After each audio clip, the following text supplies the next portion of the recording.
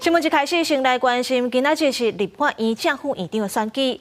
国民党派韩国瑜刚起行，民进党是派尤锡坤甲蔡其昌，民众党是派黄珊珊。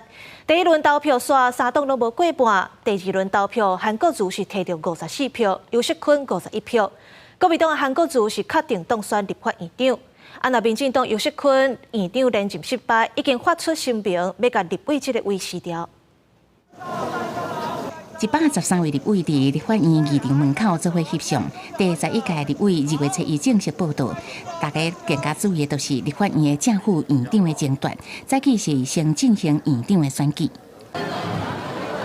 国民党立委甲票投入票箱前，爱先摕官员填票；民进党甲民众党是先派人伫票箱前监票，技术性填票，这拢是要确保每一票拢有投入去票箱，防止有人走票。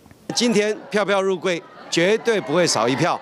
毫无疑虑，这都不用谈了，我们都技术党纪了。那样是推派韩国瑜、江启臣选正副院长，民进党是尤锡坤搭配蔡其昌，有8席的民众党团是关键的少数。党主席郭文铁透早就伫党团开会，要全力支持黄珊珊竞选院长。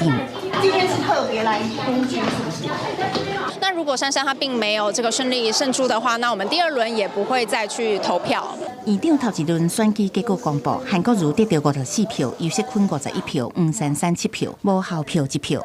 因为头一轮无人摕超过一半的选票，爱取前2名，也就是韩国瑜、尤锡坤进入第2轮投票。第2轮是以得票数较悬的赢。